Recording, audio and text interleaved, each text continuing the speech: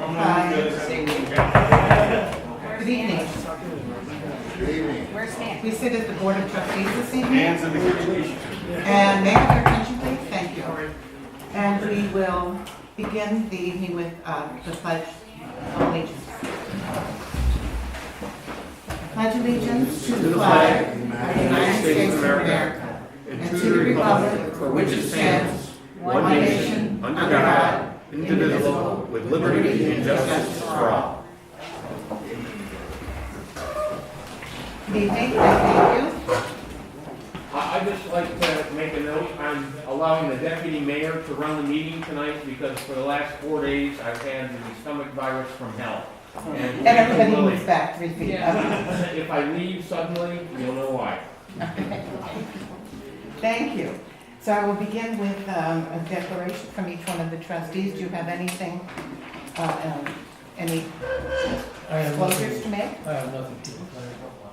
I do not have any conflicts or improprieties to declare. Do we have Trustee Keating here? He's in the kitchen. He was on his way in. I told him we were starting. Okay. Trustee Keating, you're being back in. Thanks. Okay, thank you. Madam Chairperson, can I interrupt and make a statement? In the interest of trying to help out for this evening, since the mayor is limited here tonight, he's under the weather, I drafted a possible resolution as follows: that the principal of the developer of the 75 Monroe Avenue, Christopher DiMarzo, and the project is Pittsford Canal Side Properties. Mr. DiMarzo recently wrote the mayor asking to have a meeting with 2 members of the Board of Trustees to discuss the public meeting scheduled for May 22nd in order to comply with Judge Ark's ruling regarding the lawsuit brought by Friends of Pittsford Village. Therefore, I move that the mayor and trustee Lily Lanfear be designated as the 2 board members to meet with the developer in compliance with the open meeting law and subject to the first seeking advice of the village's council regarding attending such a meeting and the substance for discussion at such a meeting. So moved. Have a second. We'll take a vote. Any discussion? Yeah, discussion. Do you have a discussion? Is there discussion?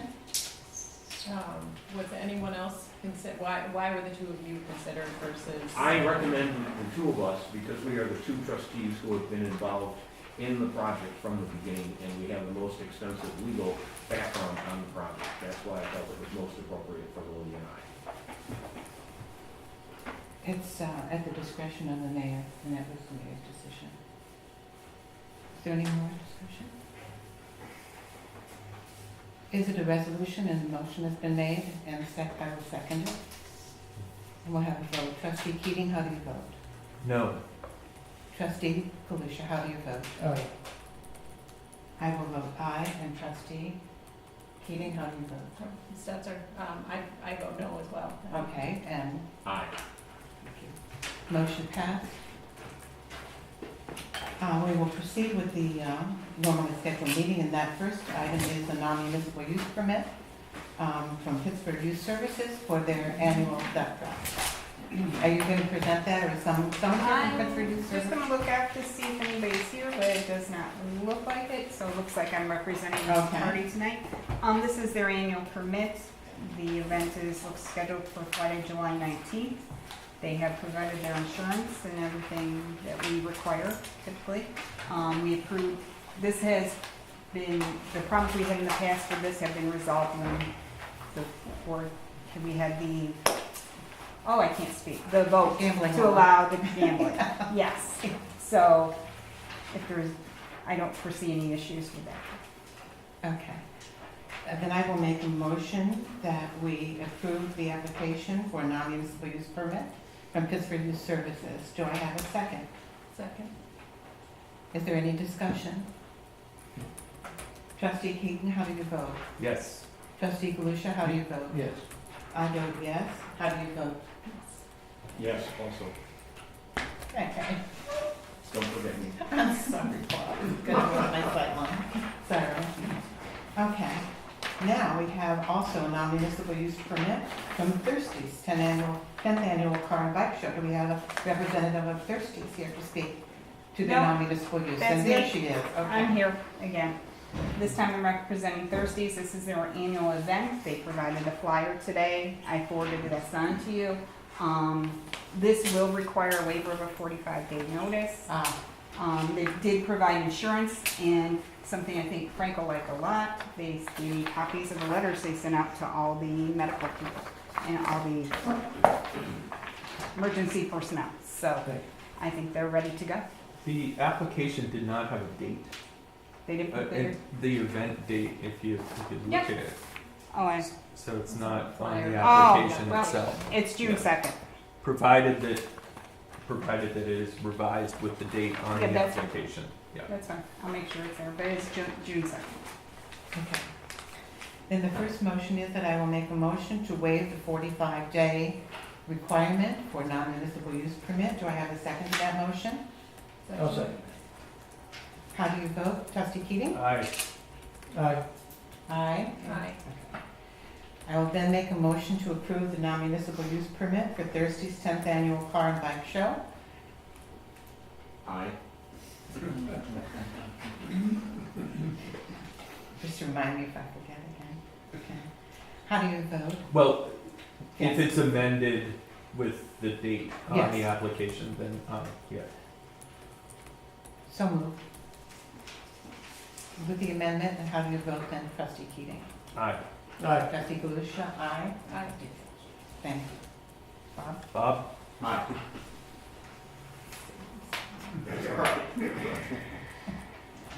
Okay.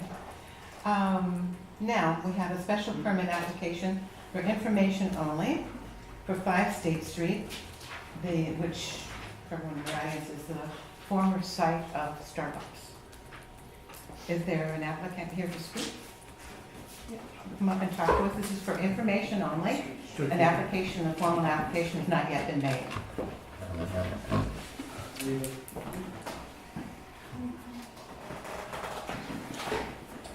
Good evening, my name is Mike Berger. I'm with Sutton Architecture representing Rachel's for this project at 5 State Street. I wasn't sure what to bring. I did bring some drawings if we wanted to open them up and take a look at them at all, or I can just You're kind of going give to you put it the... right here, that'd be great, so if we need to frame it reference. Show the ring is about the whole thing. The best sheet here. This gives you the best. When you what we're doing here. Mike? Could you repeat your name? Sure. Mike Berger, B-E-R-G-E-R, with Sutton, S-U-T-T-O-N Architecture in Williamsville. So what we're looking at is a reuse of a space for Starbucks. Same type of use. It's going to be a restaurant, casual takeout and sit down restaurant. We are basically reusing everything. The bathrooms are going to stay the same. The kitchen's staying pretty much where it was. We're doing some cooking out in front. Rachel's model is more of an upfront, cook in front of you, kind of come through the line, order your food type of establishment, but really reusing the space, as it was originally intended. Looking to be about 48 seats, a service area, and like I said, a reuse of the space. So. Do you have a site plan now? We don't have I have an aerial map, but we do not have a site plan. Okay, I want to bring up one issue on the site plan. Sure. First would be provisions for your dumpsters. Where are you gonna put them? It was my understanding and my intention that they would stay, whatever was used before is how it would be done again. I don't know what their arrangement was, but. Yep. I can answer that. Yep. I'm Michael Reynolds, property owner. Make a long story short, I subdivided the property back in 1990, making provisions for both the part where the bakery is right now and where my storage and fire tank was in the front. The deed has provisions for each party to use the dumpster in the rear of the property where the village bakery is using theirs now. Perfect. Each one is built separately, each one has their own container, they're both behind the wood fence, as per deed. Thank you, Mike. Good to see you all also. And the other question, point that needs to be addressed is that Starbucks, when Starbucks was there were frequently cars parked on the sidewalk, causing a significant safety hazard. At one point, there were large bollards on either side of the driveway to prevent that from happening. Something needs to be restored there, so I would recommend that you either put in little islands so that the cars can get in your parking lot, but they cannot park on the parking lot, and that would probably, you would make that a condition of the special permit. Do you know the spot that Bob's referring to?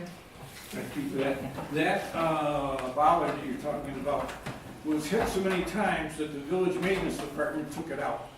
No, And well, it's been out they took it out because it was since. loose, but the fact that it's been hit demonstrates the need for it.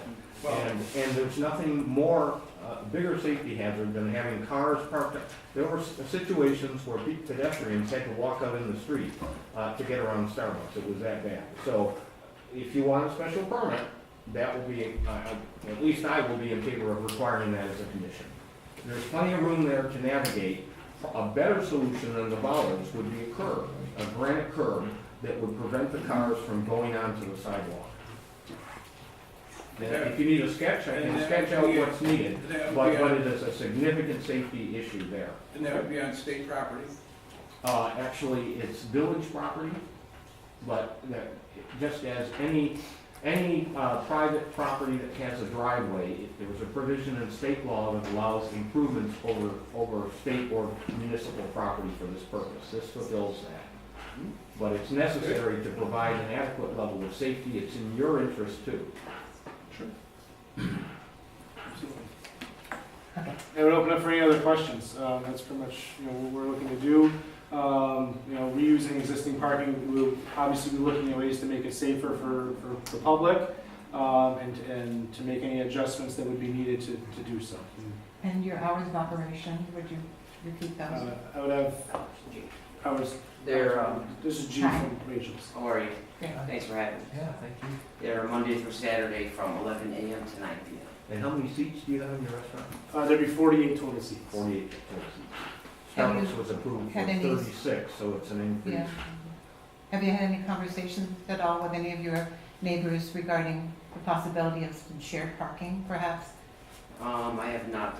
The only conversation I had is about the garbage with our neighbor, the bakery, the village bakery. Yes. Yeah. Okay, so I think one of the things that trustees might be interested in seeing is an alternative to parking plan, to have an understanding, or at least a written understanding that you could present to us, that the village bakery would be open to having you use their parking lot once they close, which they're not as busy, I don't think, after 3 or 4 o'clock in the afternoon, and have an understanding as far as shared parking. And Mr. Mina, who has Blades, he closes at 3, and he said he was amenable to having a shared parking situation as well. So if you could provide us information that would verify the fact that you have extra parking off-site to support 48 seats. Do you also have wait staff that you're planning on? No way. There is no wait staff. Okay. Yeah. And the number of employees is?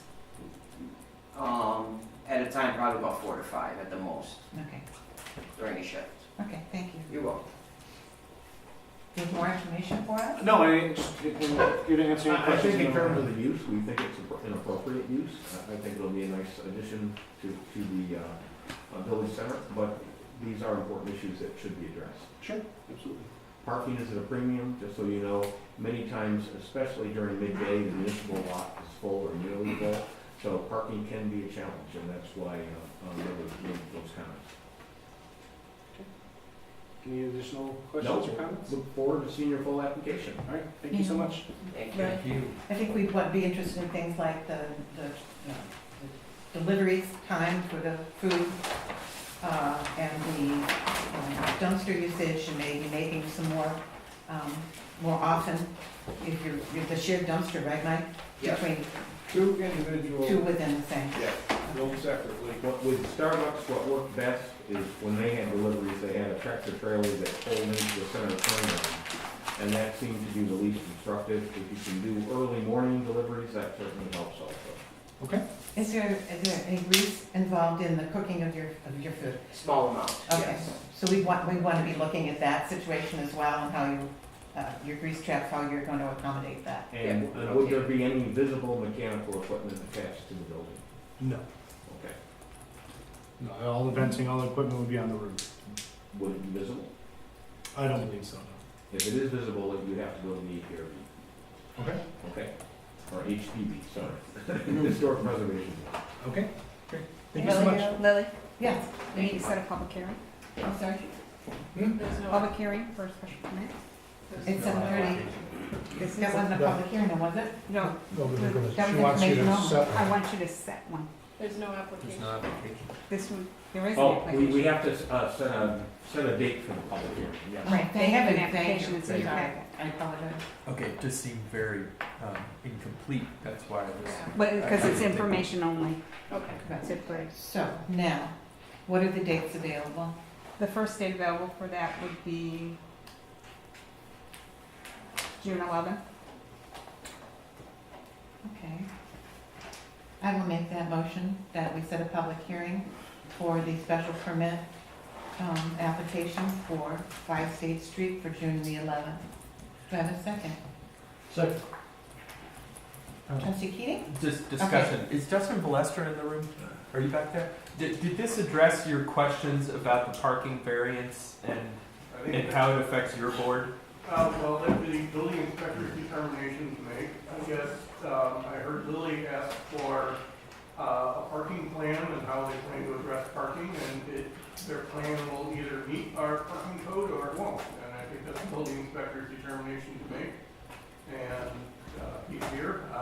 He may not have enough information for that yet. So that's not my determination to make. Okay. Okay. And the vote is aye. Thank you. Well, Trustee Bluth? I'm there. Yes. Yes. Trustee says yes. Yes. 7:30 is our public hearing, so we can't begin before then. Could we move ahead to a member item, perhaps? Bob, do you feel up to discussing the pear trees? Yeah, I'd like to adopt a village policy of not planting Cleveland pears or Bradford pear trees. Scientific research, they're lovely in the spring. We just saw they were all in bloom a few weeks ago. We have quite a few of them throughout the village. However, they kill bees. Nationally, there's been a crisis in the loss of the bee population, and one of the culprits is invasive species. Bradford pear blossoms don't have pollen, and the bees literally exhaust themselves going from blossom to blossom, and then they die out of exhaustion. So the Cornell Urban Horticultural Institute no longer recommends planting these trees. They're short-lived, they're weak, they break in storms, and I'd like to phase them out and replace them with indigenous trees that are healthy and provide habitat and food for our fauna. So I would like to adopt the policy from here on out, banning the planting of Cleveland pears and Bradford pear trees. Okay, I would agree that the policy, is there a comment in the back of the room? I'd just like to add to that, Lisa Plummer, 66 South Main Street. Bob and I have been talking about this, not just banning the pears, but other non-pollinating trees, any Yeah. non-pollinating tree. And really, as Bob said, very specifically, planting pollinating trees and natives. You know, really making that distinction for any planting that we do in the village. For example, when you turn down Washington Avenue, when you go into the railroad bridge there, all the trees are in bloom. They're beautiful, they're pears, and they don't feed any bees. And what the village could do is maybe interplant in between those trees, maybe with red buds or other native trees, to start to encourage pollination plants.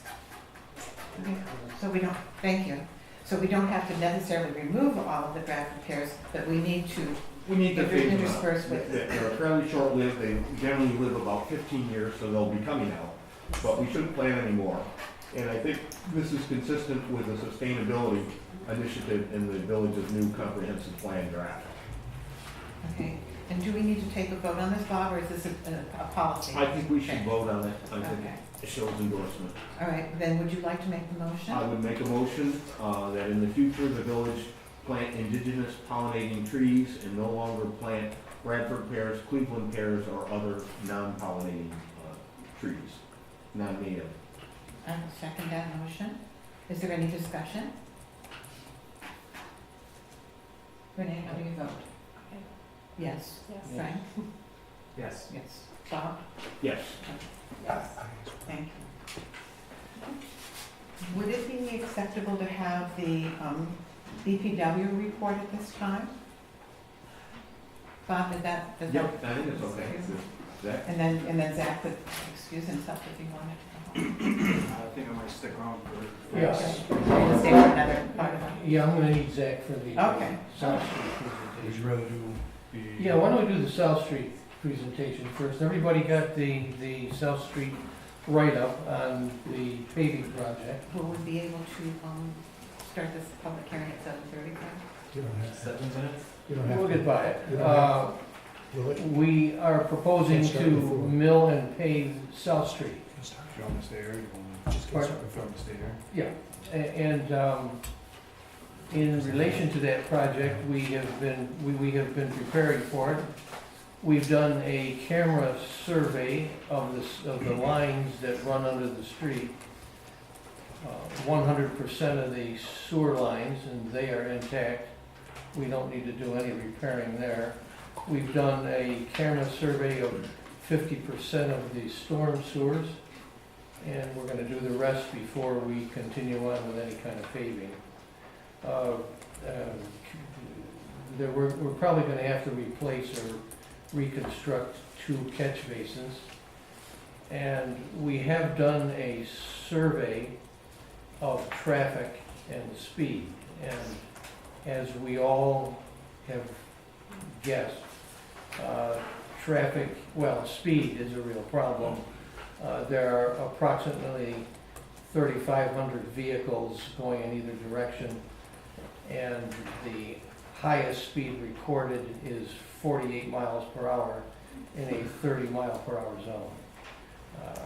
So we do have a speed problem.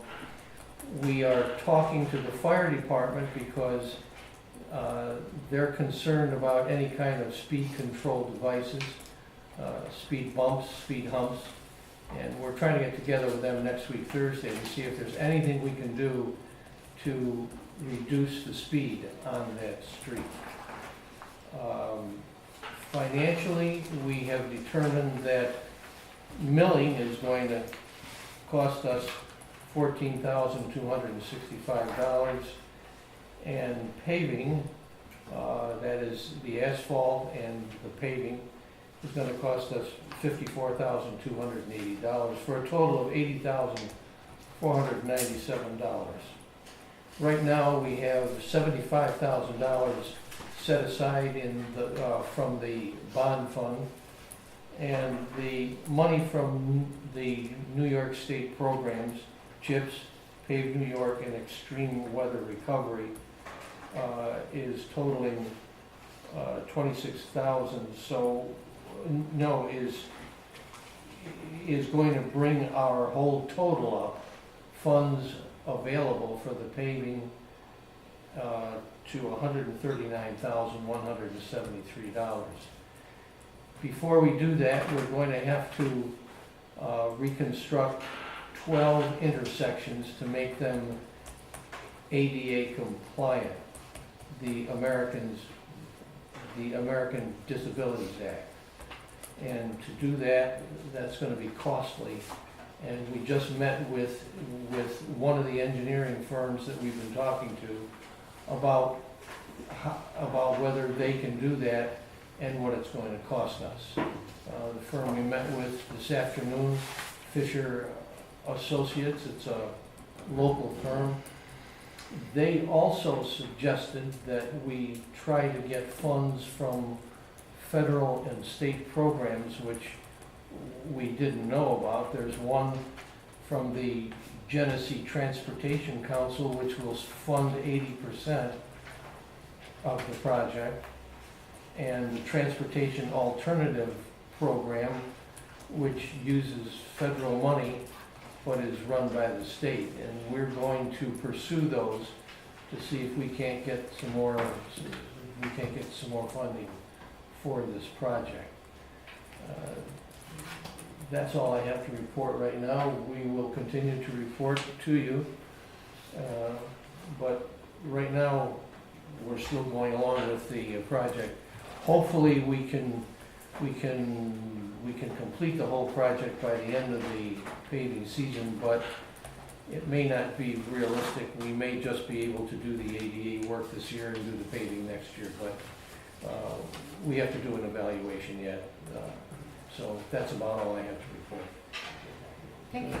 Any questions? Any questions? I do have a question. So there's about a $50,000 gap between what we have as total available funds and the milling and paving of the whole thing. So there's about 50 more, right? It was about 80K in And milling and paving 139. and 139. So call it 60.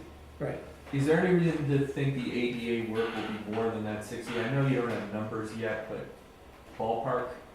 We don't have any numbers at all. We just met with the first engineering firm this afternoon. They didn't give you any back of the napkin number? No, but he sent an email and to me afterwards, and to Zach. They're very anxious to talk with us, and we're anxious to talk with them. And hopefully we can maybe meet with them next week and maybe come up with some numbers. So Frank, any of the traffic calming measures that you come up with after a meeting with the fire department, those will be down the road and you don't anticipate that anything would have to be rebuilt for anything that's added later after you meet with them? That's what we're trying to avoid. Okay. We're trying to avoid doing the paving and then have to rip up something Right. that's already been done because we have to do speed humps and speed bumps. So that's why we're trying to meet with the fire department, see what's acceptable, and see what we can do, because anything that we do beyond just a straight paving project is going to cost a lot more. Frank, have you considered adding striped parking spaces to the street, the length of the entire length of the street? We did not discuss that today, but we did talk about striping, bringing the width of the street down, striping the sides, and I would line down the suggest the center. parking spaces, you could alternate them back and forth like we've done on Boughton. We would want input from SRF to make sure we've done this appropriately, but it would kill two birds with one stone. We would do traffic calming, and at the same time, we would also provide more parking overflow for our businesses, Right. which I think everybody would agree that's a dire need. I talked with the traffic consultant Mhm. yesterday, and they would like to meet with us and the fire department next week, where we're hoping maybe next Thursday, so we can maybe come up with some answers. We have a question? I would like to be at that meeting, Frank. Yes. Yeah, I was just going to mention, that's actually identified in the draft of the active transportation plan Correct. that's online, and, you know, maybe Renee also can speak to that, she's part of that committee as I am. To take a look at traffic calming measures by adding the additional parking on South Street. So, you know, maybe if you all could take a look at that. You know, Bob's correct, and sort of while you're in there, get the gallbladder too, if you're doing surgery, you know, get everything done. Yes. That'd be yeah, great, that really would Yeah, help. yeah. Thanks. Dorothy, Thank you. can you make sure Frank's study is included with the meeting packet? 'Cause it didn't make it into the. I didn't version. receive it for the, Okay. The traffic study? Yeah, just Yeah. make sure it's in with the other documents. Yeah, Yeah, Dorothea has it. It's just not in the packet, but we'll send it to you. okay. Okay. Thanks, Francis, good work. Thank you. With that, I would like to make a motion to open the public hearing regarding, I don't think it has a number yet, No. but Yes? It doesn't have. Please take notice that a public hearing will be held before the Village of Pittsford Board of Trustees at 21 North Main Street, Pittsford, New York. The board will consider the extension of a moratorium on amendment of the zoning code and map of the Village of Pittsford and the issuance of specified special permits and other approvals pursuant to and as provided for in the zoning code of the Village of Pittsford. Do I have a second on the opening of the public hearing? Second. And how do you vote? Trustee Keating? Aye. Aye. Aye. Aye. Aye. And aye. Okay. Over the past nearly 2 years, year and a half, the Comprehensive Plan Committee has been working diligently to revise our existing comprehensive plan. As part of that, and as basis for proposed changes in the code of the Village of Pittsburgh. Over the past more than a year, the trustees have been meeting at least weekly, sometimes twice a week, in prolonged sessions, considering the changes with our consultant and with our attorney. It recently came to our attention that because of state code seekers and other permits that we need to fulfill, time flags that we need to fulfill, that we were unable to complete our work by May 15th, which is tomorrow. To that end, we have proposed an extension of the existing moratorium by, I think it's about 4 months, is that right, till October the 14th, 5 months. And I would just like to add to what Lily said, is that one of the things that we want to make sure is that the comp plan committee finishes their work, so all of our work on the zoning code is informed by the work and directly reflects the work of the comprehensive plan committee. This allows us to occur.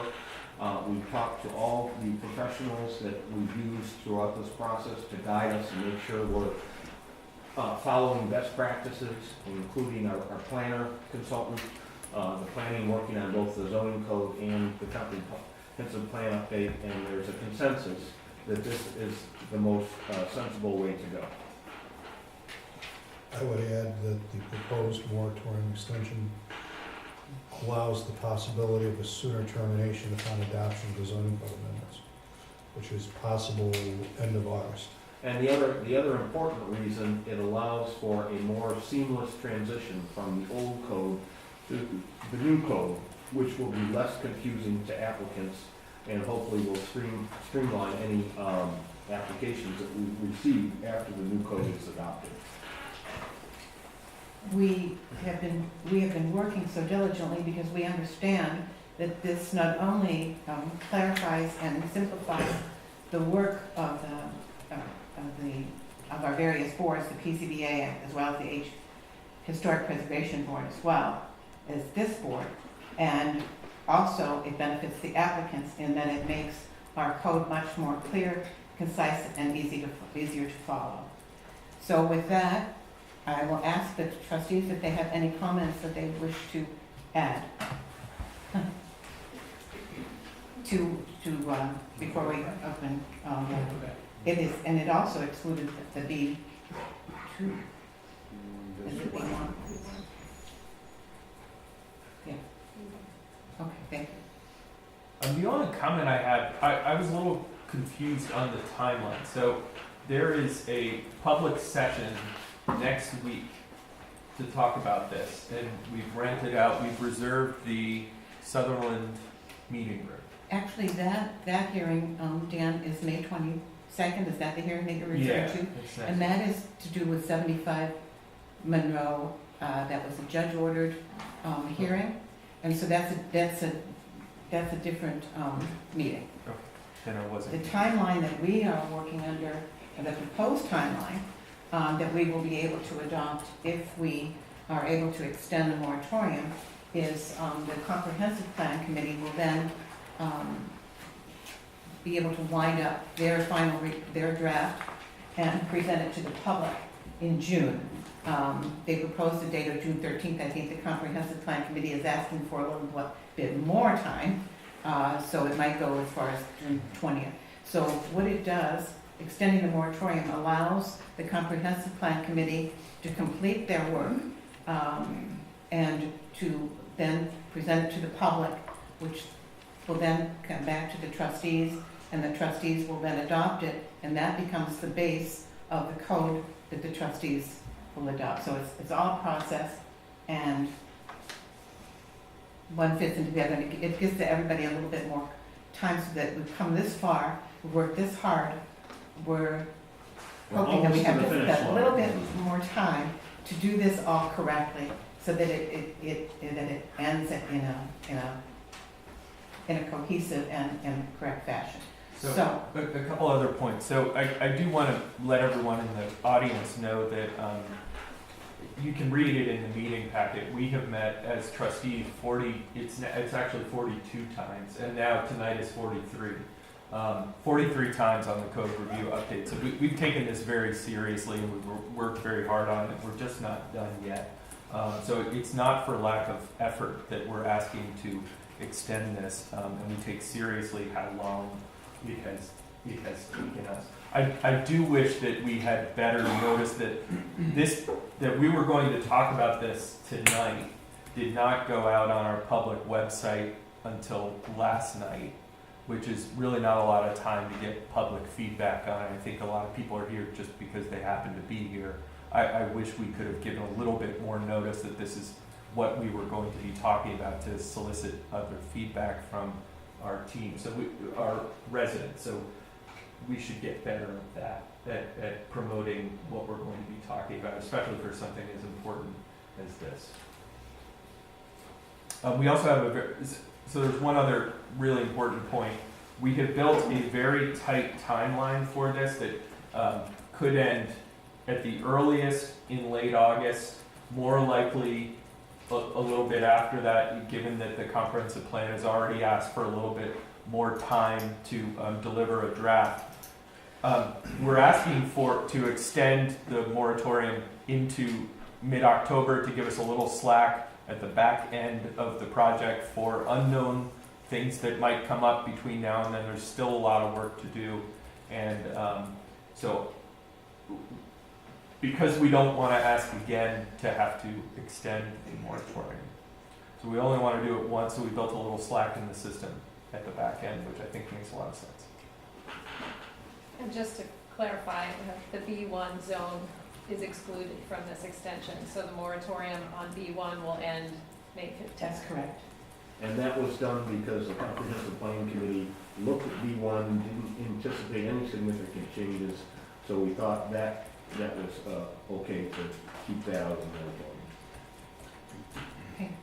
With that, then I will open for any comments from the public. Okay, Mr. Yes, please. Tom Cummings, I'm a member of the Comprehensive Plan Committee, as you know, I'm the chair of the committee. So anyway, it seems like I should step forward and remind you that we've been working hard, just as you have on the code side. We've been working on the plan for 2 years, 1 year with a consultant. And the plan we're updating, that was almost 20 years ago, it took them 4 years to do that. And we're working so fast that we're almost ready to go after just a year with a consultant. We just received our first complete draft of the plan about 2 weeks ago. And since we received that draft, we've met 3 times, and we're meeting again on Thursday because we know there is some urgency here. We do feel we need a little bit more time. We're making a lot of changes to their complete draft. It's comprehensive. That's why they call it a comprehensive plan. We've learned a lot in the process. The consultant has been great, and as I said, we're making a lot of progress, but we do need to urge you to extend the moratorium. And I'm trying to impress upon you that as volunteers, we've invested a lot of ourselves in this. There are a lot of people that are personally invested for weekends, nights. We know how important this is. And if you were not to vote to extend, you'd have to ask yourselves, what does that say to these volunteers that are knocking themselves out, and to the members of the public that have shown up at the open house events and put themselves forward to try to make this the best plan possible.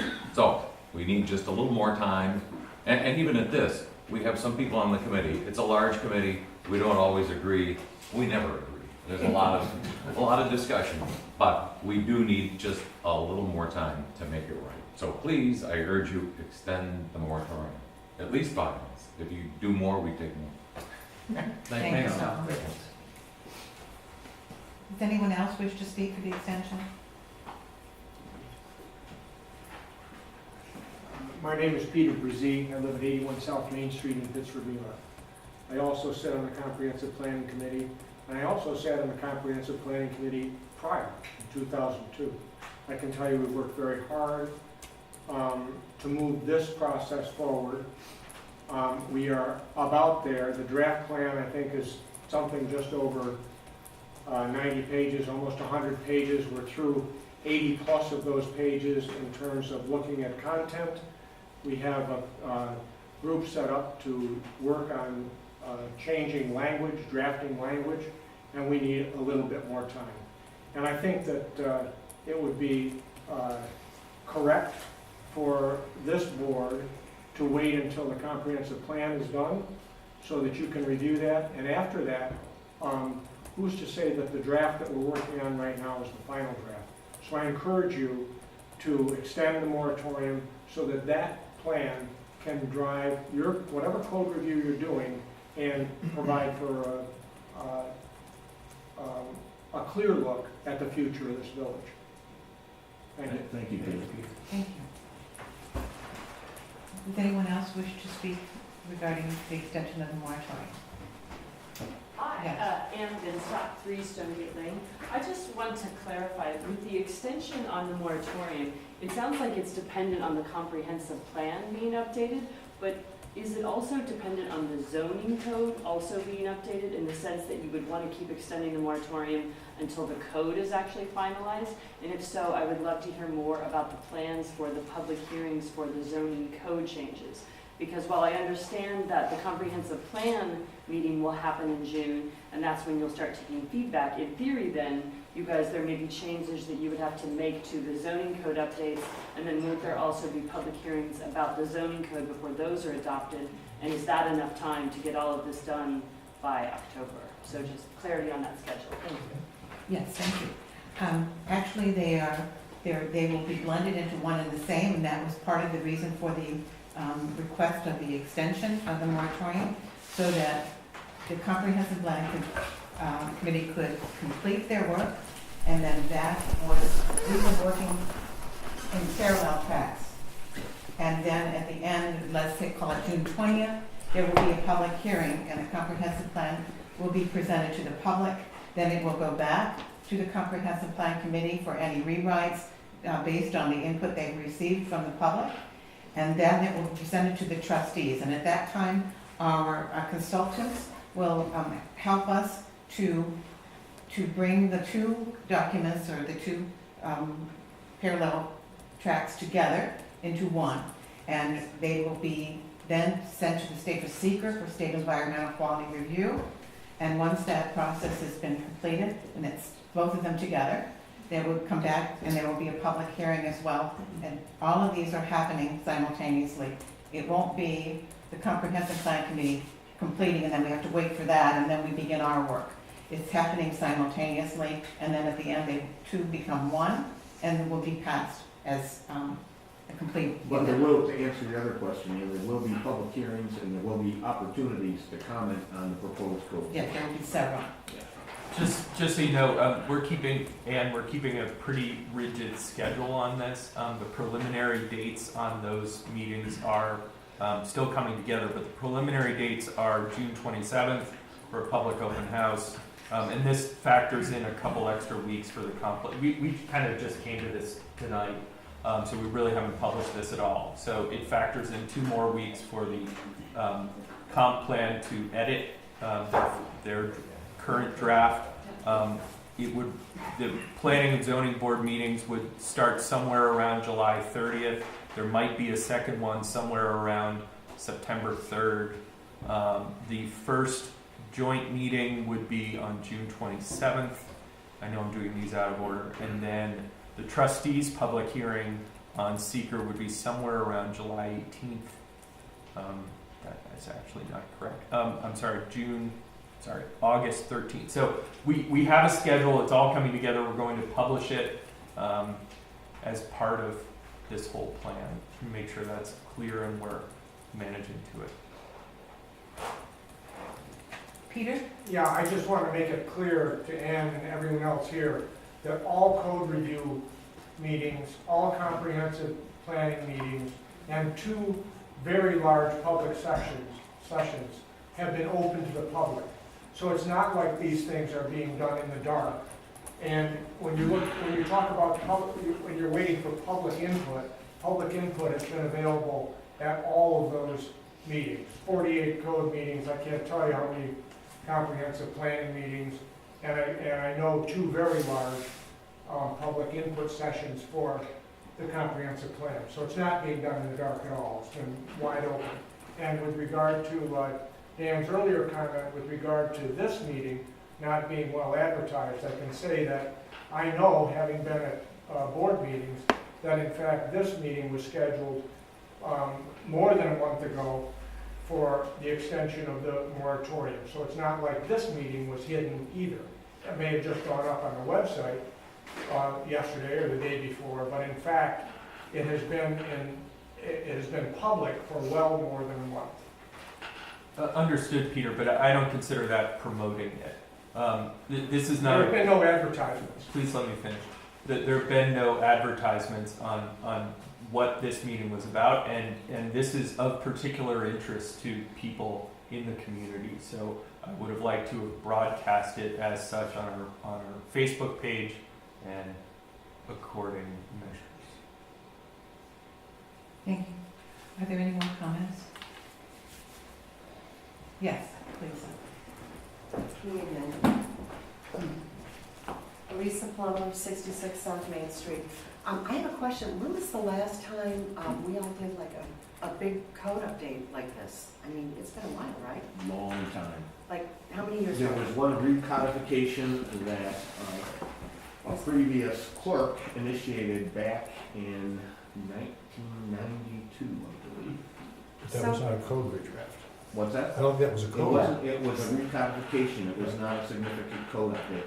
But really, the code 56. has been bandaged and amended piecemeal Yeah. since 1956, when it was written by John Osborne of Jeff Turner's. Okay, so we're saying it's been a while.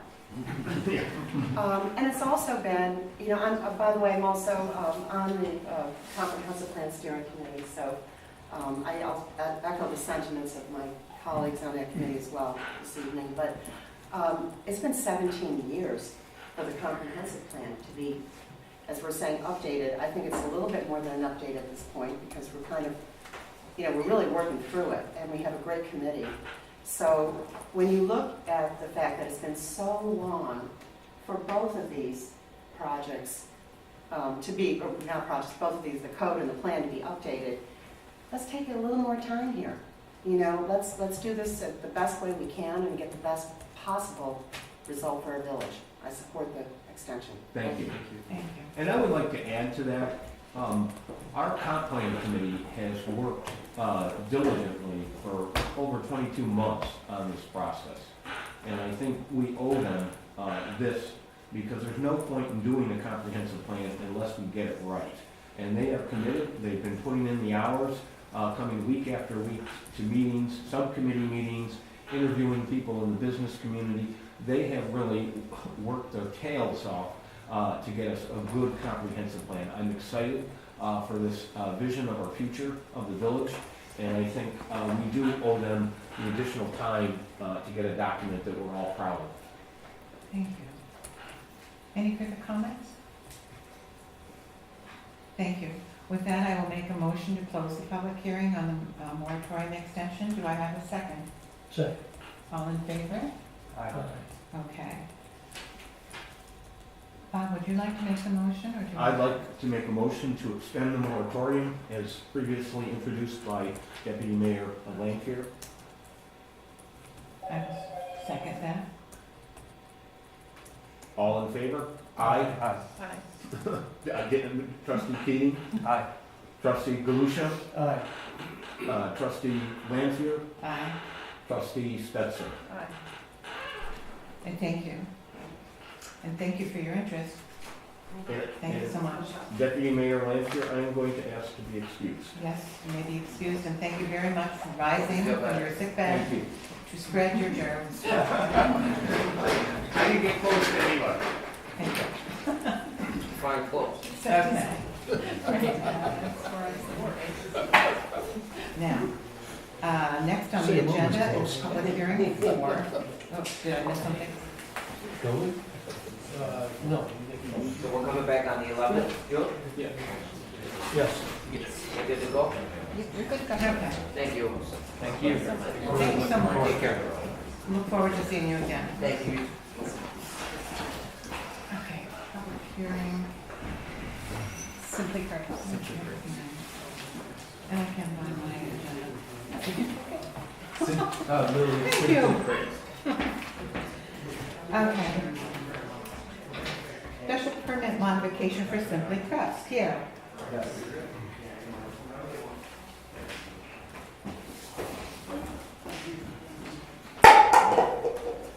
We had another little change, little thought, since you were here last, a little change to your original plan.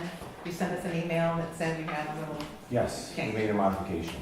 yes. So since we met last time, again, thank you for taking time to listen to our request to modify our special use permit. We modified the initial document we sent you and reduced the number of seats in the space from what was originally recorded as 50 to 44, to accommodate 44 seats.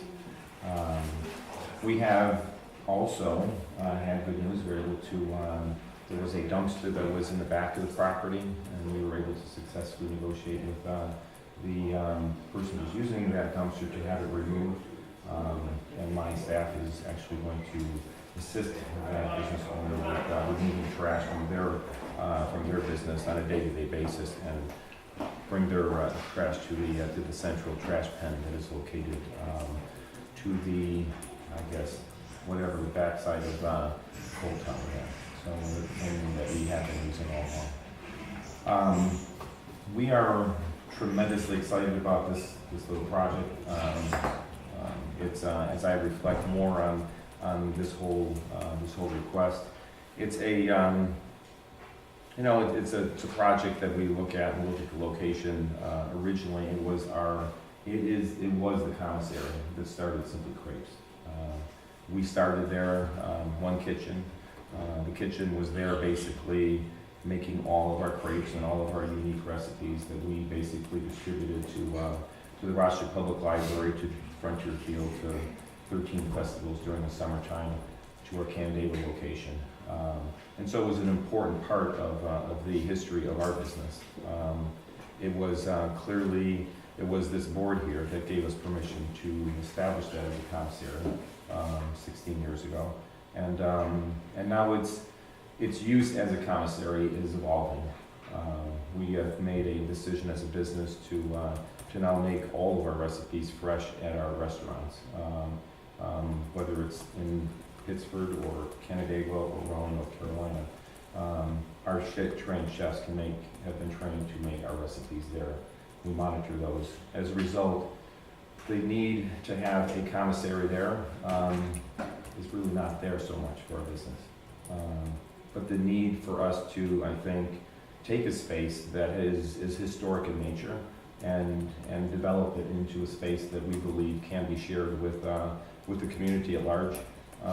As an event gathering space, we think is going to bring some tremendous value to our wonderful historic village. We have sandblasted the walls and exposed stones and concrete that was placed there back in 1880. Stones that were most likely excavated from the Erie Canal when it was originally dredged out. We've exposed some beautiful old barn beams that are truly beautiful and huge, and they look great. We've sanded down the concrete floor, and it's now finished off, and we're exposing again historic parts from construction from decades ago. We are going to feature some old barn doors that actually were part of the original construction of the building. We're excited about this space, and we think it truly will be a place that the village will be proud of. I think many people in the area will be excited about having their events there. We're going to turn it into a teaching center where we'll teach people how to make crepes. It'll be a place where people can celebrate baby showers and bridal showers and rehearsal dinners and so forth. We think it's going to be a very cool gathering place for our village. And so we hope that with that, you have the heart to give us an extension or an expansion of our special use permit. Thank you. Does the board have any questions for Pierre? No, we had a pretty extensive conversation with you last time you were in, so I think our. Okay. Well, with that, then I will make a motion that we open the public hearing for the proposed extension of Simply Crepes. Do I have a second? Second. All in favor? Aye. Hi. Aye. Okay. Is there anyone here to speak to the application of Simply Crepes? Hi, Okay. Andrew Kowalski, property owner. I'd just like to second everything Pierre has said. The store looks amazing. It's gorgeous. He's done a lot. As far as the garbage being an issue, we're doubling up during the busy time to accommodate any excess garbage. And I feel that the parking really shouldn't be an issue. He's looking into some valet companies that would promote traffic, bring traffic to the other end of Showing Place where it's not as congested. So I think that would, be something to think about, because parking is always an issue. But other than that, the store looks beautiful. And Okay. Maybe we make that a part of your extension, is that you have made the offer to offer valet parking to your customers. May that be part of your? We will be offering that. Okay. We will be offering, that would be a standard offer to all of our guests, yes, absolutely. That would cover any concerns about parking. Yeah. Okay. Does anyone else have anything to add? No? Okay, with that, I will make a motion to close the public hearing. Have a second? Second. All in favor? Aye. Okay. wake up. Thank you. Would you wish to deliberate now, or we would get to the end of the meeting and go back? It's up to the board. Then I will make a motion to grant the extension of the special use permit for Simply Crepes. Do I have, with the caveat or the amendment that they will provide valet parking? Do I have a second to that motion? Do we need that amendment? I'm sorry? Do we need the amendment with the valet It's parking? just something that we make a condition. We'll be offering valet parking as a service to our clients if they choose to not go with that. Right, but originally that was for events and just the times that it was really busy, right? Right. So I feel like if we're gonna add a condition, we have to say when it would, because otherwise he'll have to Okay, so it's a condition. use it all the time, right? He'll have to make it available all the time, which isn't necessary. No, it's just for the special event. Okay. That's what the extension is for, this exercise. Okay. Okay, does everybody have an understanding of that? Yeah. So a motion is on the floor. Do I have a second? Second. And how do you vote? Trustee Keating? Aye. Aye. Aye. Aye. Thank you. Thank you very much. Here, is there anything else we can do to help your business besides this? You know what? Come visit me once in a while and so do some great crepes. I eat there about once a quarter. But thank you so much, seriously. We're thrilled to call this the birthplace of Simply Crepes, We and look forward to visiting. we'll continue to grow from here. Thank you. Thank you. Next public hearing is for Pittsford Pub modifications, 60 North Main Street. How are you? Hi, how are you? Good, I'm Scott. How are you, Scott? Good to see you. You as So, well. what we would like to do is put a tent up over the patio temporarily for the week of the senior PGA. It'll be going up on Monday the 20th and coming down on Monday the 27th. If there's a area to put more people based on the wonderful weather we've had in case it's Yes, rainy, fabulous, you yeah. know. So that's basically what we want to do. Okay. And what will take place under the tent? Nothing different than takes place now, dining and Okay. that's it. Does the board have any questions for Scott? Okay. With that, I will make a motion to open the public hearing, for public comment. Do I have a second? Second. All in favor? Aye. Does anyone have any comments regarding the proposal of extension of a special use permit for Pittsburgh Pub to have a tent up during the senior PGA? Correct. Peter? Good luck. Thank you very much. Should be a fun week, hopefully. I think, yeah. Yeah. As there are no comments, I will make a motion to close the public comment section. And I will make a motion that we, well, Second. thank you. Second. Just a second. Second. I will make a motion that we approve the request for an extension of the special use permit to Pittsburgh Pub, the purpose of which is to erect a tent on their patio from May 20th to May 27th. Correct. And waive the 45 Yeah, day. well, Yeah. I don't think we do need to do that. It's It's not a non-municipal permit. it's a special use permit. He has an existing special use, and he's just asking to extend what he already has as a special use. So, do we have a second to that motion? Second. And how do you vote, Renee? Aye. Aye. Aye. Aye. Thank you very much. Thank you. Hope to see you down there. You as well. Hope the sun comes out. Okay. Now, we can do this either member items or we can start with reports. I don't know. Are there any other member items? You want to do member items? Sure. Would you like to do member items first? Okay. That's fine. Well, then we're making No, go exact for it. date, so. Is that all right? I'm down, Mike.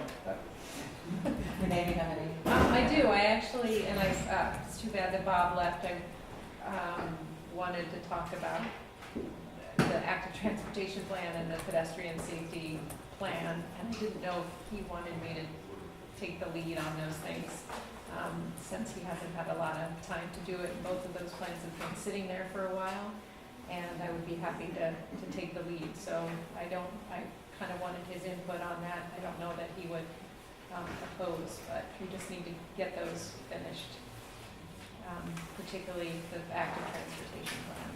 Okay. So as part of that, I don't know if it really is, but it's sort of a part to it, is Peter Budd, and your meeting with Peter Budd. Yeah. And if you could share with the board what Sure. his concerns are and what. He is concerned about the big yellow signs. He doesn't like them anywhere, but particularly all lined up on Main Street. We've had several people say that they've been lined up, they're too close together.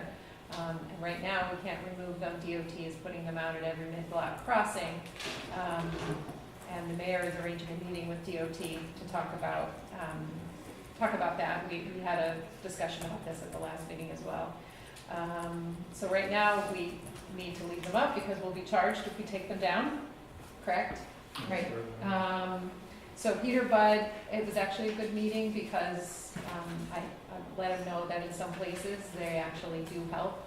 What he would like to see, and he wrote a letter to the DOT and I can't remember who else, about keeping in mind aesthetics of historic villages, much of what you brought up, that these big garish signs are in the middle of our historic village, particularly when I think there are 8 of them, no, 16 of them, on the 0.2 mile stretch between Sutherland and Church Street on Main Street. So there are a lot of them, and this is because DOT put a one-size-fits-all kind of solution and didn't, they have to put them at every mid-block crosswalk. So that's what they did. And we're lucky in that most communities don't have that many crossings all in a row like that. So we're unique. So they probably were an outlier. They didn't even put that into their plans. So we need approval to take them down. And that's, So the reason why I thought of it when you said the active transportation plan is that he mentioned the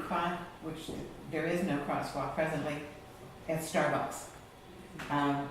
It had been discussed as part of the, I think of the pedestrian safety plan, a proposed crosswalk between the what we used to call Copper Beach Park and Starbucks, because so many people are darting across the you street. mean the old Starbucks location? The old. I thought when he said Starbucks, I read that as the one in front of the library, because he talked to me about And the then one there in was a front of the plan library. already in place for that. Yes, the bump out. I thought that's what he was referring to, not the old, do you think he meant the old Starbucks location? The traffic study determined that that was too close. That was proposed right in front of the old Starbucks and Thirsties, and people still do go back and forth there to get to Village Bakery. The traffic study determined it was too close. They weren't comfortable with how traffic would back up there if someone had to stop, particularly on a right-hand turn, so they determined that wasn't a good place for a crosswalk. And then the other one he mentioned did come up in the public input sessions of the active transportation plan, is the one on North Main Street at Schoen Place. And he doesn't think it's appropriate that there's even a crosswalk there because it's too dangerous, and all the data shows, and SRF backed us up on this, that the more crossings you have, it helps to calm traffic. And given the amount of pedestrian traffic there, particularly on the weekends, and bike traffic, it was determined that that's a good place to leave that. So he didn't bring that one up at our meeting, so I'll follow back up so he knows that. He had mentioned that I didn't know whether he got the information from the DOT, but that there were options regarding those signs, that you could have not so many or one, or stagger them on opposite sides. I didn't know whether he was coming up with these ideas himself. He and I talked about that as an idea if DOT approves it, but that right now we have to leave them there until we get approval, which is really screwy, but until we have jurisdiction over our streets a little bit more, we can't take them down, so. So where we stand presently is that we're waiting for a meeting with Mr. Ferranti? No, with DOT is what Bob was gonna do before he fell ill. Okay, So but that date has not yet been set. I don't believe, I asked Bob about it tonight in an email, and I don't know, or yesterday in an email. So that's where that stands. But so what do I do with the given that the active transportation plan and the pedestrian safety plans are both sitting there? And Bob is the lead on those two things. What do we do? Can I ask him? Yeah, Or okay. do I, Yeah, speak with we Bob. can't decide that, okay, all right. About the timeline and what the next step is, and, Okay, because we haven't seen them either, they haven't been presented yet. all right. Frank, did you have any member items? No, I've already gone through that. You went through yours, Dan, do you have any member items? Yeah, I got a call from Charlie Fox, and he has a potential tenant for the spot that was going to be the Breakfast Club, the spot next to Label 7 right on the canal there, used to be the ice cream place. And he's got a restaurant tenant that wants to take the top floor of that. And given that the moratorium extension is in place, he asked, how can we work on this? And so I called Jeff yesterday and talked to him about it, and really just kind of wanted to let you all know what we talked about. There are a few options. He can go through the relief process, given that the moratorium has just been extended to October 15th. He can go through the moratorium relief process, and that is probably a time-consuming channel, but it's possible it could be done before October 15th. Or he could wait till October 15th until hopefully the moratorium is concluded. The third option really wasn't possible. We had relaxed or ended the moratorium on the B1. We can't end the moratorium on Northfield Common and Shane Place. I don't know, is that technically Northfield Common or technically Shane Place? It's all before. It's all All before, it before. doesn't matter. We can't end that early, so that's not an option, because really the comp plan committee is still doing that work, and we're still doing that work on the code. So his two options really are wait until it ends, or apply for relief for the moratorium. And I'm just gonna present those two options to him, and we'll see what that is. He should probably come to speak to the building inspector and, He already did. The applicant came and talked to me, and I explained to him that there was a moratorium. He had a venue or an avenue to try and seek relief from the moratorium. And he was basically going to sign a lease the next day, and he didn't, I don't believe yet. So he was going back to Mr. Fox, and that's, he must have reached out to you afterwards. Yeah. Justin? Let me make a suggestion. Please. Could you possibly consider amending the moratorium, since it was before you, to list it on any buildings used as a restaurant in the last 10 years? So that would allow, I mean, I think the big concern is where do new ones go, and I don't think there's a large concern of one restaurant turning into another one in the same place, or one that's been a successful restaurant in the past, going to something being vacant for a while and coming back. Right, we talked about this when we were formulating the moratorium, the wording around the moratorium, and for some reason we were advised not easing up the relief restrictions, and I don't remember why. I think that was based on, we didn't know what the comp plan was, where they were gonna end up on that issue. Even just providing relief, making it easier to seek relief from the moratorium. Because right now it's financial hardship and, I can't remember the other one, I'd have to look them up, but. Right, so if you're gonna do it on the basis of where there's been a predecessor restaurant, that really is not something that would guide, or that you could. So, if whatever the comp plan committee does disagrees with that, and I don't know where they are in all this, obviously. I mean, if they would say that whatever they end up saying wouldn't work for that kind of pre-existing use, then you work to cross purposes with the comp plan committee, which is probably not where you ought to be. Lily? Just want a word of caution, I don't know if you're aware that he's proposing a restaurant bar. So, I mean, it's a restaurant, it's a restaurant, it's a restaurant. I didn't know if that made any difference to you, you know what I mean, versus just a. It can't make any restaurant. difference to this board, it might make a difference to the board. It did to me. You did or didn't? You did not. That impacts parking, I think, more than anything. In the- Yeah, Kate has, she was having no, I mean, be nice to see that not be vacant, you know what I mean? I do say that, I hate vacant buildings, but. well, it was an approved tenant, an approved use, Correct. so it wouldn't have been empty. Right. It was approved by this board, so why is it empty? They backed out, whatever kind of, they had, when they were trying to do the internet cafe and all that, I don't know why they backed out. Jeff, is there any legal problem with what Justin Valestra had proposed? Just that it's sort of, you're getting into the same spot you would get in if you didn't have a moratorium. I mean, you were getting ahead of the comp plan committee. I mean, so for instance, better way to say it, in B1, you knew there were not gonna be any changes. So if you said either it doesn't apply anymore, or if there was a restaurant there, then you're not treading on the comp plan committee's toes.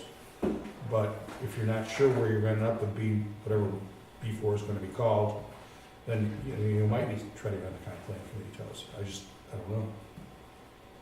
So why don't you ask the comp plan committee for their opinion on it? Refer. Yeah. It's a logical next Yeah. step. But there are Well, edits going on right now, Yeah, and I we mean- would wanna make sure we run it by the comp plan committee. I mean, your consultants are the comp plans committee consultants, so somebody ought to have a clue what's going on. Okay, That was it, is that it for member items? No, I had another one, Okay. process for, appointing, members to, some boards, but Bob should really be here for that discussion. Well, if it's a clarification of what our policy, that's pretty much, I think, isn't it state mandated? It's not our policy, It's our policy, it's state law, it's not our policy, it's state law. state law. And so the state law is that, would you explain what it is? For terms that end because, well, all right, for vacancies that are a result of an ending of a term. So a planning board member serves for however many months, or however many years, and that will end on at the annual meeting. For those are filled by the mayor with the approval of the board of trustees.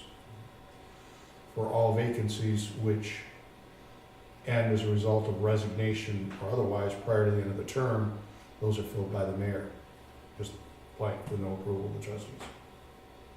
Right, and that's all very clear, that that's the law, and we were going to talk about best practices around posting, openings openly, about vetting people who had volunteered to sit on boards, about being transparent about that process. And of course, the decision all rests with Bob and soliciting input from the other trustees as a best practice. So those are things we should talk to Bob about. Okay. So there's no confusion around the law, that it's what best practice do we want in the run-up to executing the law. What do we want as a village?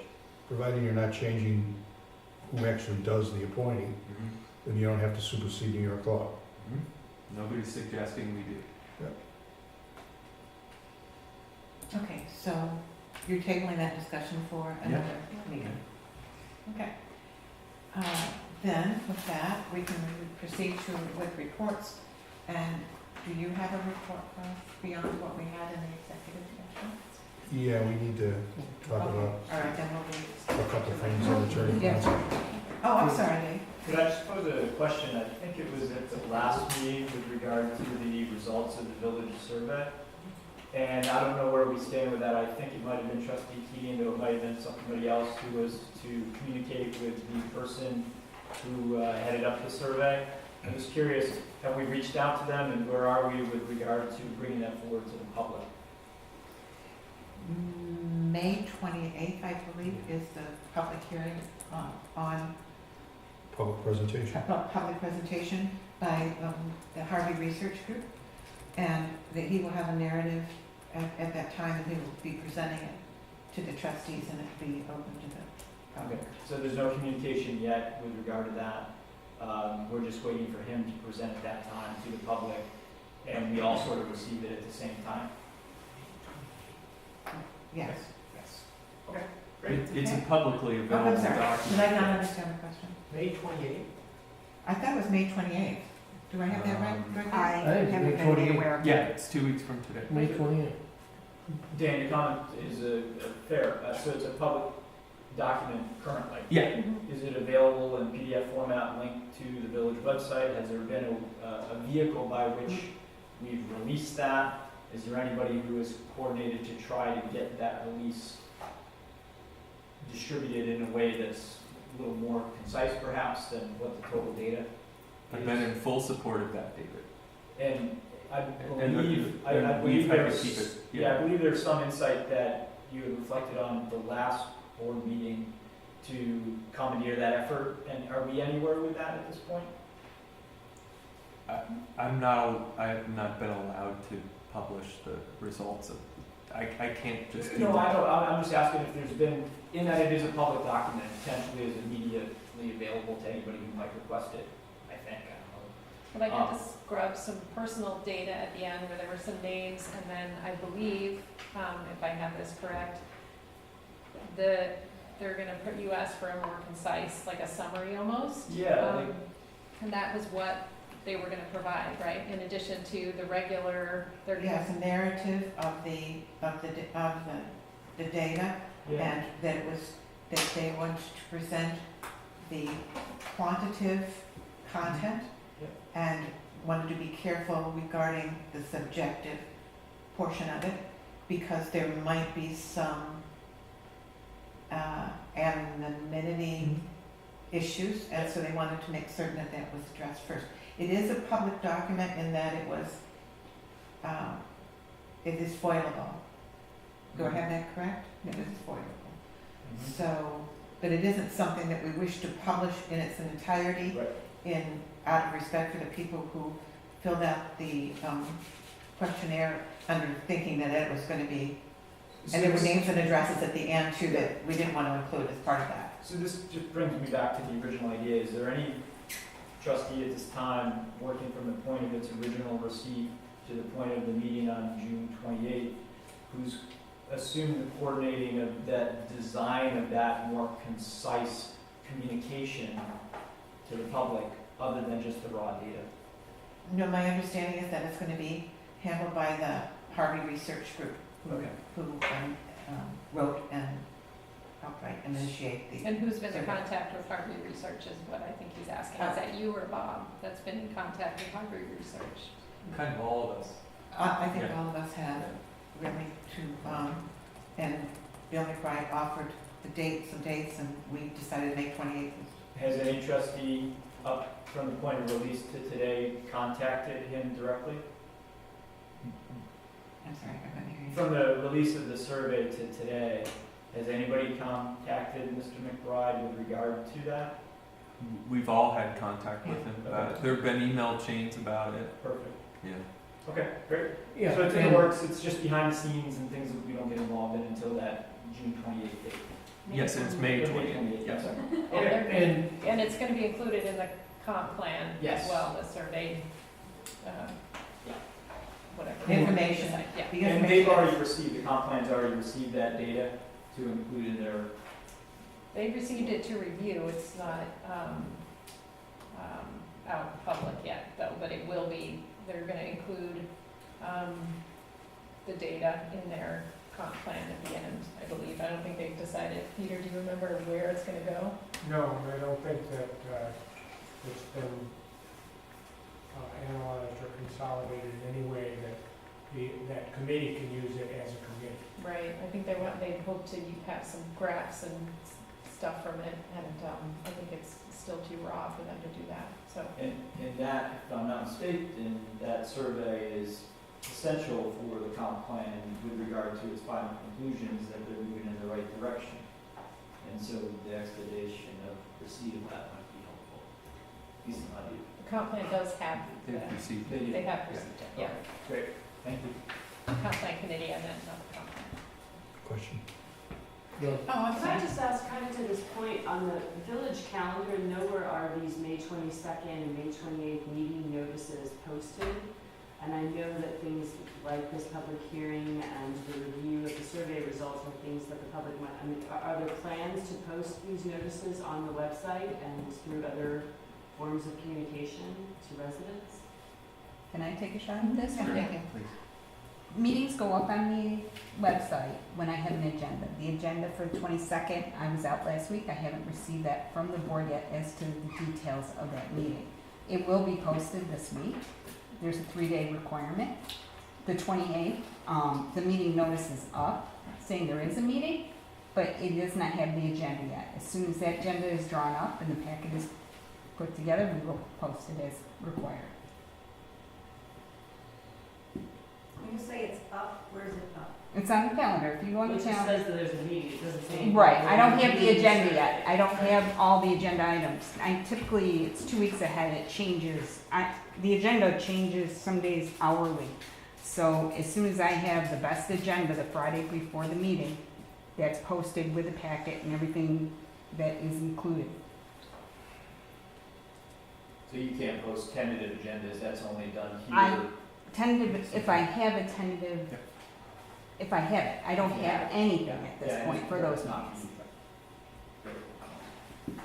Just on the calendar, does anybody know if eventually the calendar will have a calendar feed to connect to like an iPhone or something? Not that I'm aware of at this time, that I've been let to know by the company. It's a WordPress site, so that seems pretty possible. just would take a little bit of effort to do it. Yeah, Yeah. that might be great.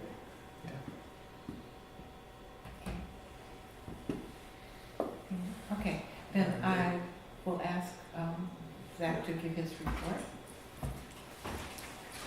We tried to make you go before. Alright, I'll mind this one a little bit. Oh, sorry.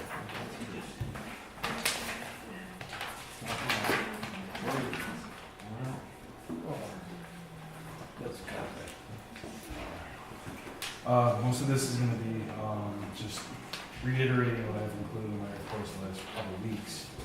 But an update for the sidewalk out from the firehouse. We've hit issues with, the weather kind of holding us up, so. My original plan has kind of been shifted around a bit, so instead of waiting till next week to bring the flowers in, we're gonna bring them on Thursday morning and start setting them up then. And we're gonna continue on with the sidewalk and concrete poured next Tuesday with the help of, the town highway department. Okay. So, trying to get everything done before Memorial Day weekend, but it's, Yeah. the weather is really, you know, Yes, it is, it's stinky.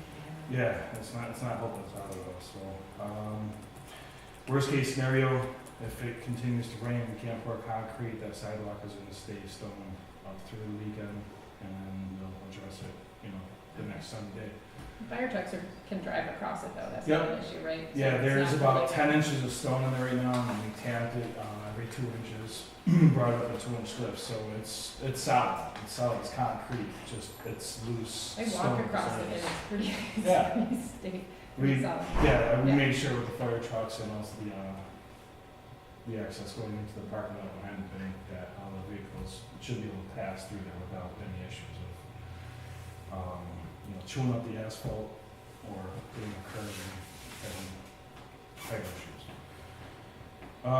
So, yeah, hopefully we'll have some nice weather next week and we'll get that done. Right now, it looks like we should be, but, just worst case scenario, we might be pushed off to another week. The tree inventory, last few days we've been working on that, and I do have an update, and I'm expecting Bob to be here for this one, but I understand why you are.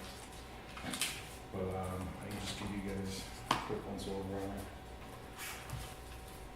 We have approximately 13 stumps to be removed. Jim Edwards usually charges about $150 per stump depending on the size of it and the location of it. So probably won't be able to get all of them done this year, but we'll start, you know, plugging away at it as we can. If we can get 5 or 6 of those done, along with all the tree trimming and tree planting that we have to do without going over the budget, which is pretty tight this year, there's still gonna be a lot of work left over for next year. So between tree stumps, we have about, well, besides the 13 stumps that have to go away, and then plant trees back in those locations, we have about another 12 trees that have to go onto other locations too. So that's another 25-ish trees that we'll have to plant to make up what has come out, which, you know, hopefully we can get caught up in the next 4 or 5 years to get all those in. Because we also have, So next year, we need to make a priority of tree replacement. yep, we need to continue on with that. This year, we have 4 very large trees coming down, and that's why there's extra money added onto the budget for trees this year to take those large trees down. So there's still money in the budget for maintenance, about the 10 tree replacements on top of those other 4 large ones, and some stumps to be ground out. So we're not falling behind anymore. We're just trying to get forward of it.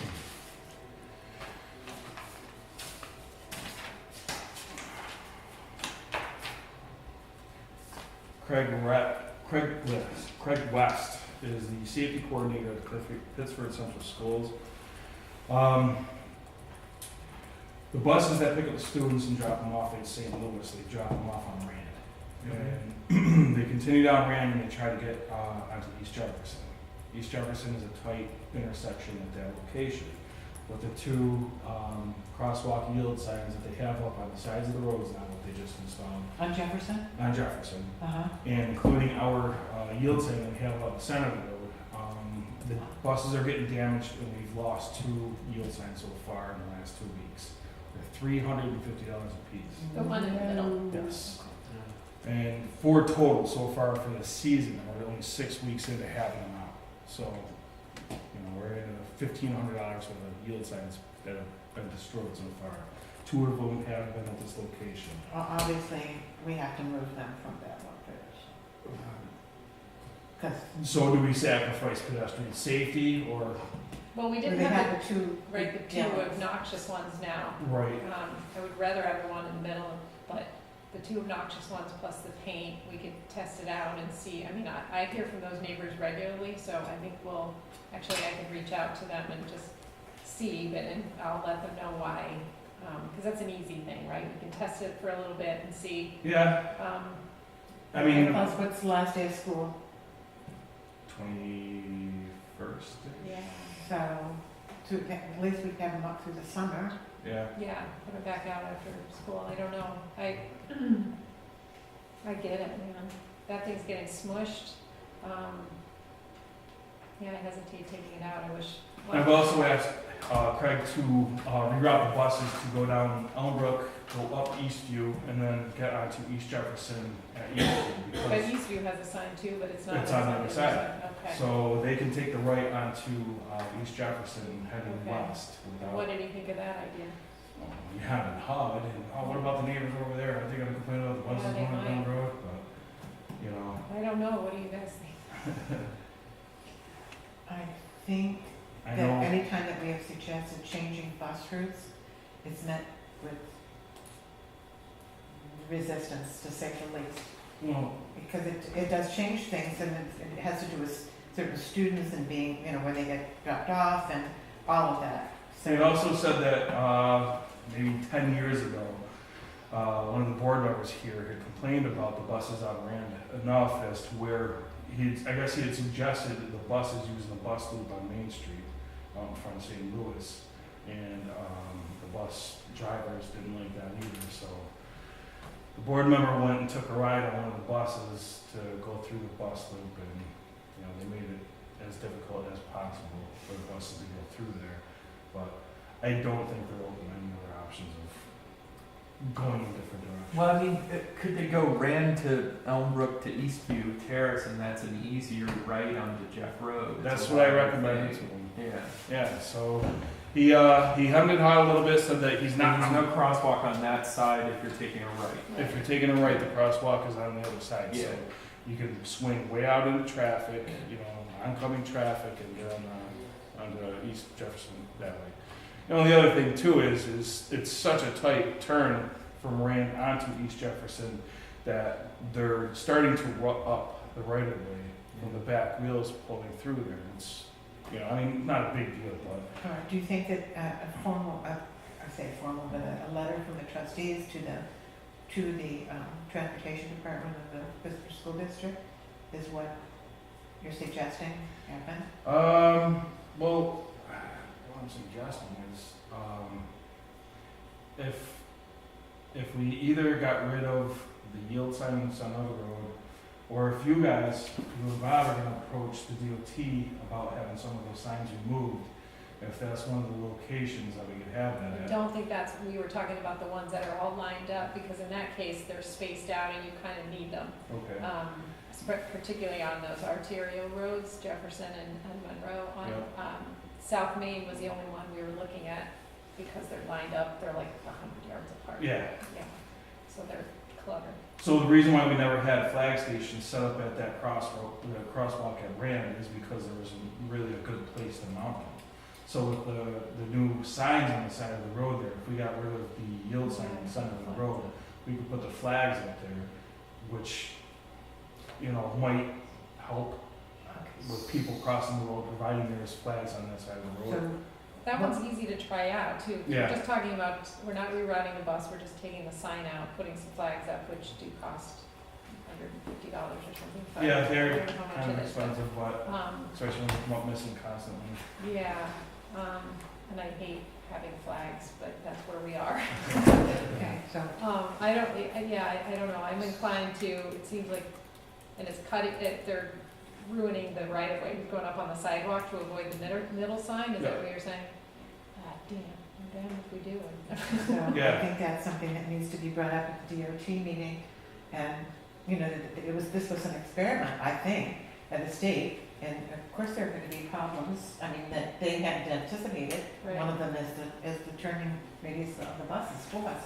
And honestly, We could move the signs down, like, right, the ones on the side could be moved, the obnoxious signs could be moved so that. they- that might be a state standard as to where they have to be right at the crosswalk. Yeah, That I can't really say for sure. so, because before those signs went in, the buses weren't hitting the pedestrian sign in the No, middle. they still were. Oh, okay, So it's always been a problem. okay. Same with You know, and Southern. honestly, how effective that sign is up for debate. Yeah. Because I've been out in that crosswalk before and had to stop traffic for a kid that was limping across in crutches trying to get across the road and wanted to stop. I think we should try taking the middle sign out and putting some flags up.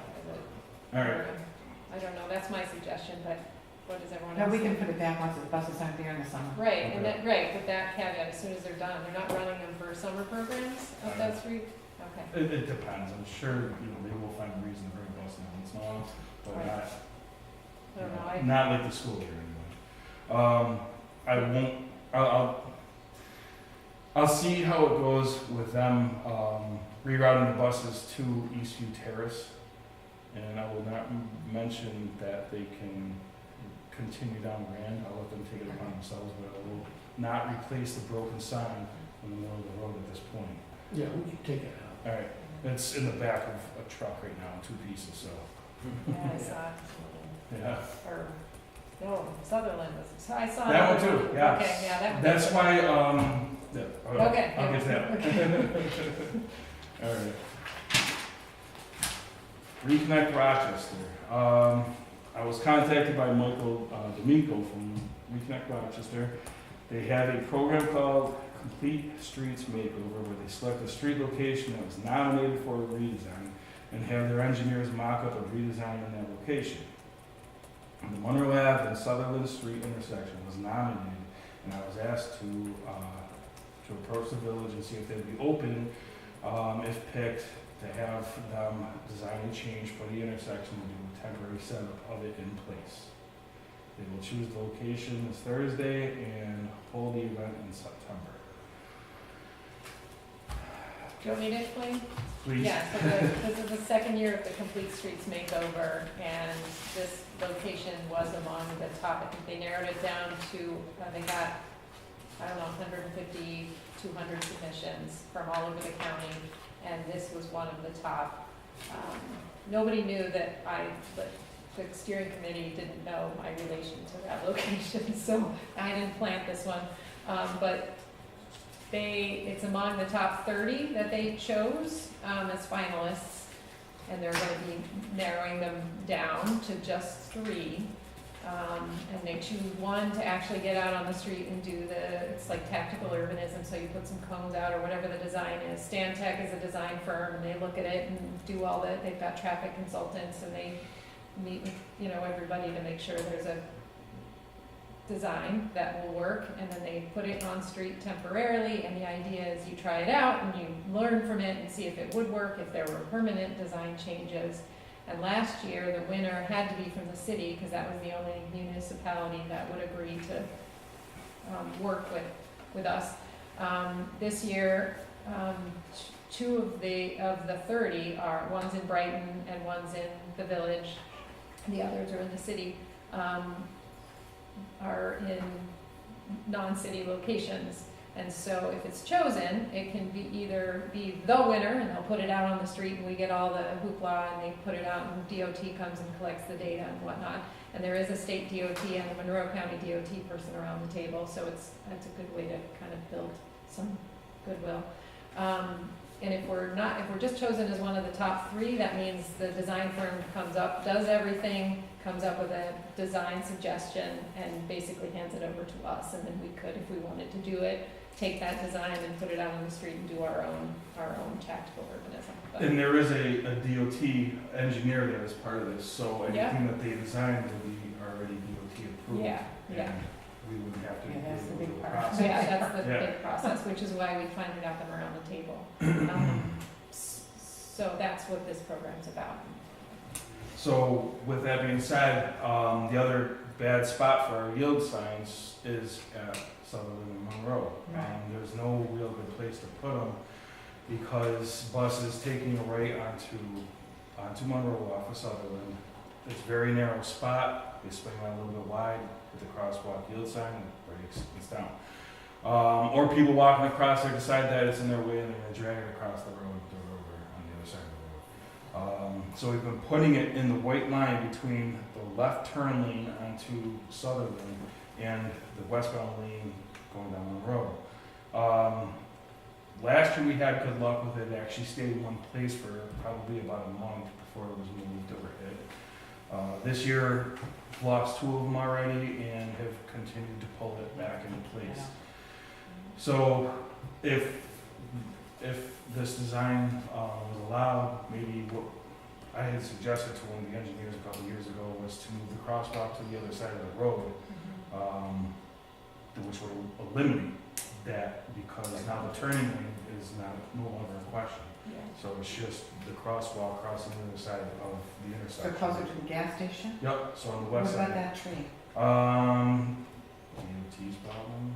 You know what I mean? Yeah. The big tree? There's a big tree there. I'm sure they could figure something out. Yeah, I don't want it to be, they take the tree out, you know what I mean? No, I don't think that would be it, because street trees are a huge traffic calming measure, so they would Yeah. never propose to take a tree out. So, But it's a safety issue if somebody's trying to cross or behind the tree. right, you'd so- have to figure that out. Right. Okay, well, do we So- have to do anything? He's just looking for, Just you wants guys to know that that the municipality would agree to work with, Be that open if we're for it. chosen, yeah, Yeah. yeah. 'Cause, so it's Brighton, the city, and the village. Doesn't hurt to be considered, right? Right, that's what I think. I don't think well, I won't say that I don't think we're gonna win, but I don't think we're gonna win it. So they just come up with the design, are there funds They do. behind it, or? They do it all, so, but it's just the tactical urbanism piece, so the on-street experiment, so like last year, we did Parcells and Greeley in the city, and, They painted kids, it all kids colors. came out and painted it in the middle, and then there was rubber curving, because the curves are big and wide, like in our four corners, and they did some experiments with rubber curving to make them back to right angles, to slow cars down. They're putting a speed table, which are those, not a speed bump, but kind of where at the crosswalk, it's kind of a big, like the whole thing is raised in the Yep. middle. And so they have temporary speed tables, and then DOT collects speed data before the traffic calming measures go out, after, and you see if you make a difference, and then you can decide whether you want to make it permanent or not. At that point, they leave it out long enough for drivers to sort of get over their anger, and we actually get to try it out. And so it's all, it's paid for. We have grants to do this. We've put together partners that lend us everything to use. That's great. So if we get chosen, none of that has to come from us. But they are looking for neighborhoods that are engaged and municipalities that will allow you to go out on the street. So we'll have no problem getting community engagement either. But, Not around here. so, So you favor doing that? you know what I have, but. Well, then- And see what happens. Then I would think you would let Mr. D'Amico know and see if he needs any kind of a letter from us, from the mayor, Okay. saying that we'd like to see that happen. I know Bob would be in favor. I would just speak. Yeah. for him. Yeah. Maybe he'd like to come and make a presentation I to the think board. I think that would municipal be. engagement was one of the 3 things they're looking for to get to the finals. Yeah. Yeah, and their vote is Thursday, so it's kind of a time crunch. Oh, okay. You might want to do a resolution in favor of it so that Zach can report to Okay. him that you've done a if that's the way the board feels, Yeah, I think so. that you've Okay. resolved to support this if you're awarded. Okay, I'll make a resolution to support the intersection of Sutherland and Monroe being nominated for the Complete Streets Makeover program at Reconnect Rochester. And Something like to, that. Oh, participate if we are chosen to, do I need to say that? I think we should, because I Okay. think that's part of it. And participate, Well, just like I just said. chosen for the program. Yeah. Okay. Take a second. I'll second that. Okay. That's very eloquent, wasn't it? Pam? Aye. Did you get all that Frank? directly? Sure. Aye. Some form of. Dorothea won't editorial. Okay, to make it sound pretty. She'll clean it. No, I'll listen to the tape like 3 times. Just to wrap this up, other work that we've done, we stained all the docks along the canal, and it has not been done since I've been here, other than the guy who owns Jump Attack doing the one dock in between Aladdin's and Lock 32 once on his own. So those are all done. We should be good for a couple of years anyway. We started painting the village light poles. We're about 20 into them of 78, so it's going to take us a little while to get through them all. They're only going from the ground as high up as we can reach at this point. Flowers are coming in, flowers are hopefully high. Where did you start, Main Street, where did you start? Right in front of Embrace Vermont. Okay. And going down Monroe, back up the other side of Monroe, South Main. So business. Street. Yep, we're starting there. And then we're going to move down Shane Place from Sorry. Perfect, thank you. Sinkhole did form. It opened up on Shane Place, and that's a couple catch basins across from each other out in front of Bill Walls ice cream place. Is that what it was? Yes. Genevieve Place. Yeah. Or the purple place, the purple building. Yes. That's what we call it. The drainage structures are starting to fall apart.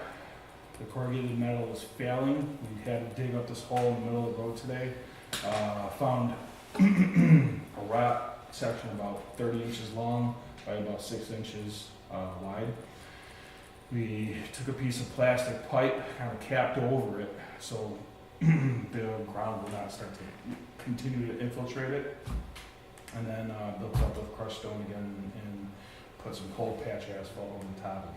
It's a quick fix, it's just a Band-Aid, but we really need to start putting together a plan for Infrastructure through Shane Place. Because it's not, we've already replaced and rebuilt 3 different catch basins last year. Now this one, and we need 3 more done this year. Speed tables are starting to fall apart. You can see where the cars are actually starting to dig into the road from going too fast over those speed tables. We should put some spikes on there. Good idea. It's actually kind of fun to watch the cars jump it and pick up the plastic afterward, but fixing the road is not fun. So I just wanted to give you guys a heads up that that road is in desperate need of attention. So we should probably, and not just a quick surface treatment. Okay. Don't put the spikes in it. Oh, too late. Even small stuff. Just ones Well, when there's. is painting those crosswalks on those raised areas on the agenda for this summer? Yes, Okay. every year. Yeah, we paint over the white arrows that are on those. Not that it slows anybody down, but yeah, those and the bicycle stencils that are on the road, we put those down. This makes it more visible. Yeah. Yep. Yeah, actually, we just started throwing the glass beads in them too, so they really do pop. Yeah. You know, when headlights hit them. Sure. That works well. That's a good idea. Yeah. Again, if no one's paying attention, no one's paying attention here. Last bit is TJ Ronaldo passed his CDL driving Hey, exam. all right. Good news. He grew about 3 inches. And he's now fully licensed to operate all of the road vehicles. Please pass along our thanks for him putting in that work, and we'll congratulate him on that. Yep, we'll do. The summer hours are going to start up in the week Memorial after Day. Memorial Day. Everything good with the scheduling of the Friday long? Yep. So there's rotation. It's kind of odd, but there is a rotation where one person will do 8-hour days throughout the week and stay throughout the end of the day Friday, and then it'll be another person doing the opposite week. So 5-person rotation, everybody's doing it twice. Pretty much. Got it all figured out. Yep. Thank So you. look for your flowers Thursday afternoon. Yep. Okay, We'll I'll do be the in good sunshine. shape if you need me. All right. Okay. Very good, thank you. Have a good night. Steve, thank you for your patience. You might fall asleep. Oh, yeah, everything falls in. Spent 7:30 this morning in class, so. We'll take turns next time. Yeah, that's fine. Currently working on there's 10 large projects going on right now, so to speak. Just kind of so you know, last year, we are at the same amount of value of projects within the village that people spent already in May that you did all last year. $1.6 million worth of projects last year, all year, were $1.6 million already in May this year. So, pretty good pace. There's a lot of projects going on, a lot of additions. People want to build. Economy's good, they're doing very well. I attended the hazardous mitigation meeting last week for Monroe County, which was thrown in my lap like the day before. We have a report I got to get with Zach. I went through the whole mitigation plan that we have, studied that, went to the meeting, and I have to have a report in by June 1st. Or otherwise we could get, we'll get our hands slapped. I'm currently in the fire marshal, 3 days of fire marshal training. I am a member of the Monroe County Fire Marshal Association now, and I'm taking my training right now, which helps along the lines of everything. Numerous smaller projects going on, decks and some minor changes. We're on pace to probably almost double the amount of permits this year that we did from last year. So people are opening up, small things, decks, roofs, things like that. But it's busy, which is good. I think it's really good. Yeah. So other than that, just trudging along, trying to catch up on the software system. I'm utilizing a lot more than it ever was. Inputting data. And then as I go into properties, I update those properties with pictures, information. Stuff that was never in there before, so if somebody goes in the future, they'll be able to look at it, see a project, see everything from start to finish. Have a complete data system, which makes everybody's life a lot easier down the line. What is the software system? It's Williamson, from Williamson Law Books. Okay. Yeah, it's got some quirks, but I'm working through, as I find things, I contact Tyler. The gentleman who's in charge of it, and he and I go through things and work out some kinks. There's some things I'd like to see added to it, make it a little more user-friendly and functional for us. We're talking about getting a tablet along the line to, be able to do that mobilely. Because it's a little tough to go out and if I do 3-4 things, try and take notes and come back and, input it. So that'll make life a lot easier and functional. Doing a dumpster update for the village. I've been in contact with some of the carriers. They're going to go through and label for us who's responsible for those. Oh, wonderful. Yeah, it's too hard. I travel around and look at them. How do you know whose is what? It's hard. So who do we send bill to get that straightened out? Great, because we hadn't collected dumpster fees for a while. No, and that's almost $7,000. Yeah. Right there. We collected a portion of them last year. We were able to do what we could, so we're hoping to improve on that. I'm hoping to be able, and we're gonna, Dorothy and I talked, what we'll do is we're going to make it an annual on January, so then in January, we update it and take care of it, so it's done while we're not so busy doing the other thing. Trying to make some little changes to make things a little more efficient, nicer. And then we'll start working on the rental registration soon. I've updated a map and I'm gonna go through and define what properties are rentals within the village and who's responsible. So. The Cobblestone Academy, the Cobblestone Academy. 17 Church, yep. The parking lot that abuts that piece of property, is it Mike Newcomb's responsibility to put up, and Mr. Williams, to put up screening between that parking lot and the residence?